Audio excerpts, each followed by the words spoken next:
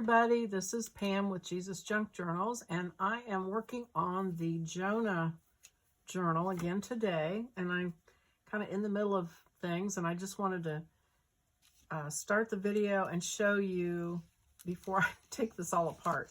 On page 5 are 3 little envelopes, and so I kind of left it intact so you could see what it looked like, but it's page 5, and so I'm going to finish cutting these out. And this is where a scoring board is going to come in really handy because these little bitty flaps can be hard to fold. So throw that away. Get the scoring board out. And score these little envelopes.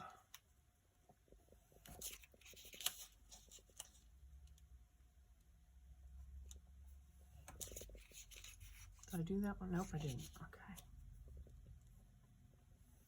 All right.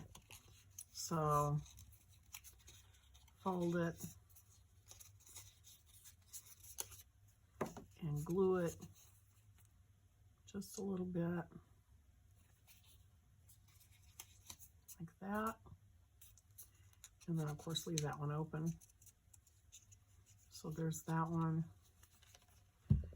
So I hope you're having a good day today.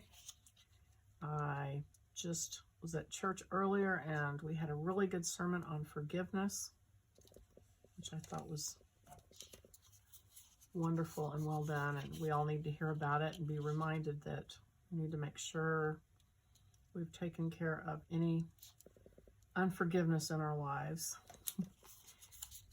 And you know, as crazy as people are, it's like as soon as you forgive people, if somebody else is doing something crazy. So you get to have a lot of practice. And she said a saying that I have said many times, and I think it's a smart saying. It's unforgiveness is the poison you drink hoping to kill someone else. And if you think about that, unforgiveness is the poison you drink hoping to kill somebody else. So in other words, it's going to kill you. It'll make you sick. And it doesn't hurt them. They don't even know. Sometimes they don't even know that you're mad at them. So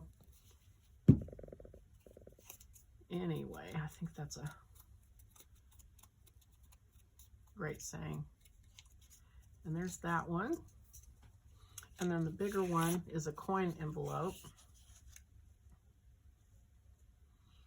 And so on that subject, we're doing Jonah, and Jonah was called the angry prophet. And I mean, Jonah just kind of blows your mind because he was disobedient. And so, you know, he got to spend 3 days in jail in the belly of a fish. But it's also incredible to me that he was God's man. He was God's prophet. And he was just immature and ugly. And, you know, he was sent to Nineveh, which was, they weren't Jewish, they were Gentiles, which is what I think made him so mad, is they were not part of God's people, and he didn't want them to be spared. He didn't want them to repent and be saved. He wanted them to all blow up and burn and be punished. And so he didn't want to have to go tell them. And God just showed that he loves everybody. It wasn't just the Jewish people he cared about, which is also a great insight. Because sometimes we tend to think that, you know, in the Old Testament, God just, you know, it was about the Jews and nobody else. And that's not true. So, and then he pouts because God spares them. They repent. And then he pouts. And he goes and sits under this plant that God gives him for shade, which I have to tell you, I have been to Israel, and it is very hot over there. And you can get really in trouble if you sit outside in the sun very long. And so I could totally identify with him. First, before I went to Israel, I didn't get it. I was like, okay, he really likes this plant, whatever. It's kind of weird. But then after I went there, I thought about him while I was sitting there, and I got the shade off of a pillar, off of a post at one of the ruins, And I was sitting in this little bitty strip of shade, and it was made such a difference being in the shade or not. And there was hardly any shade over there. And I thought about Jonah while I was there. And it's like, oh, Jonah, I get you.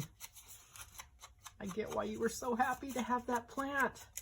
And then God caused a worm to kill it. And it's like, just to show him that, you know, look at the importance you're putting on this plant and how you're mourning because it died. And then you don't even care about these people dying if they hadn't repented. Kind of like, shame on you, Jonah.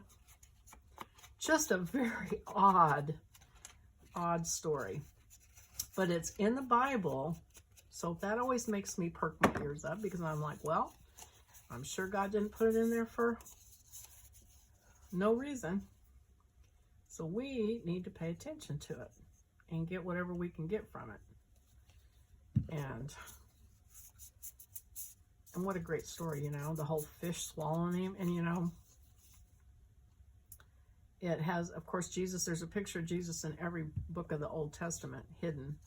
And so Jesus mentions Jonah in the New Testament, talks about how just like Jonah was in the belly of a whale for 3 days and 3 nights, I will also be, you know, gone for 3 days and 3 nights. And so that was a little picture of Jesus that I talked about being hidden. And these drawings, these old kind of medieval, not medieval, but these vintage drawings and etchings that I have used in here, I mean, they're really cool looking, but they're also kind of scary because, you know, we've gotten used to Walt Disney showing us animals as cute little cuddly things. And the way they used to depict them was much more realistic and kind of scary looking.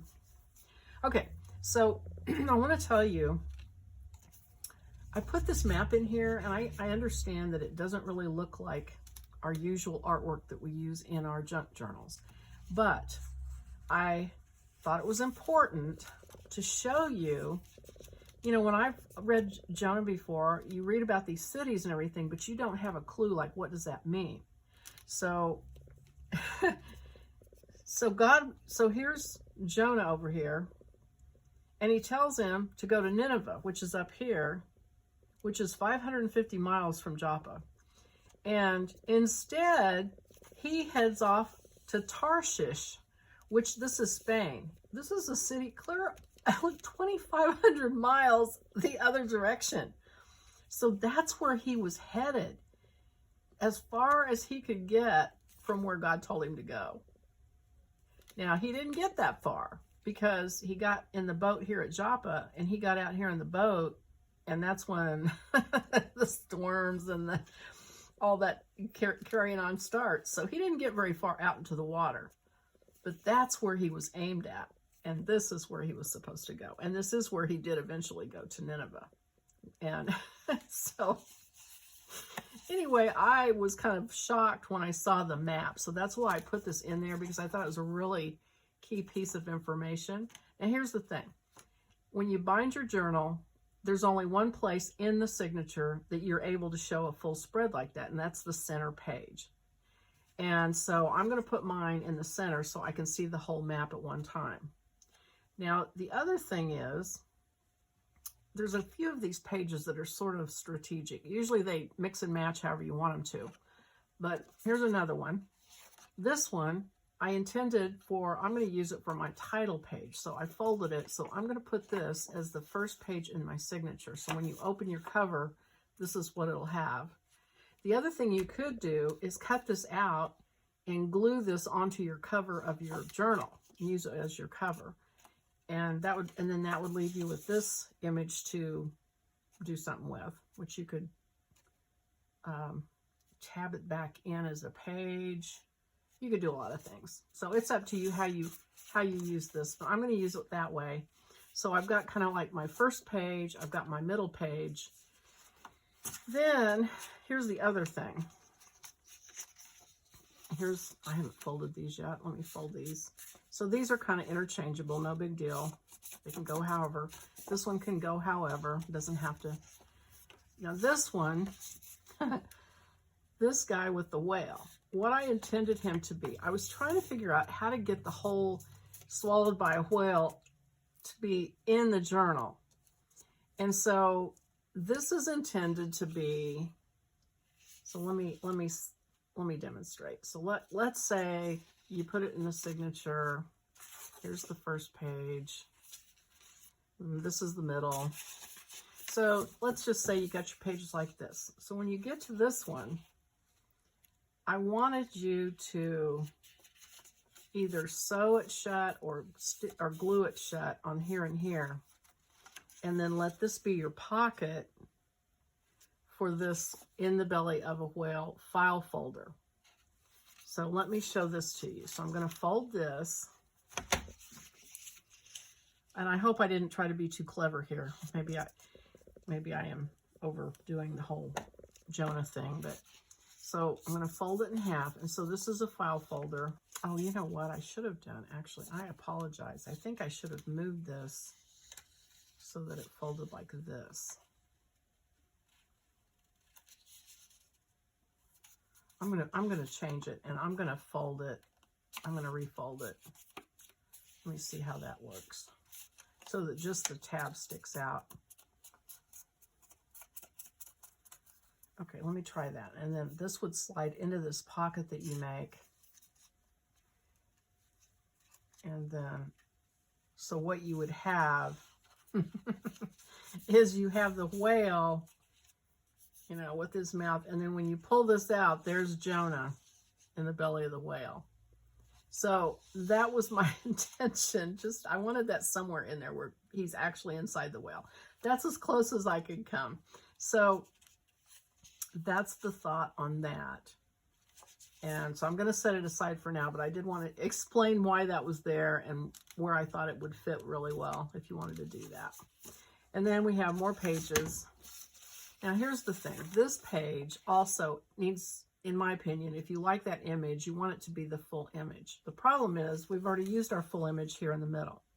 So I'm going to break my rule of only putting one signature in a mini journal, just because it's always easy to just make one signature, but I'm going to break that rule this time, and I'm going to have two signatures so that I can have another place for a full spread picture. I hope that makes sense to you. So you can do it however you want. You can just use it as a regular, you know, journal page and just have it be like part of a whale, But I'm going to fold these up, and I'm also going to add a couple of pages to journal, just like plain paper for people to journal on, whoever uses this journal, or if I use it later. And so, because you know, you always need to add, you can't have too much journal space. So I'm going to have these four, or whatever ones. These four be like this as one signature, and these four be like this as another signature, and then I will put those two signatures into the cover when I make it, and that will be my journal. I may even make a third signature and let that all be journal. Might even do a tie-in. Okay, I'm thinking as I go. Some of my journals I've done tie-in removable journals, and we could do that, put that in the back. But just letting you know now, we're kind of doing something different with this journal. So that is that. We've made these little envelopes. Let's see, what else did I need to show you? I think the next thing, so the next thing is, so here's the story. Now I'm going to cut these out and use a clamp or a clip, I think, to hold them in the right order so I don't get these confused. And then what my first step is going to be, once I ink all my pages and everything, is I'm going to put the story together, because I want to be sure that it's in there in the right order, laid out like I want it to.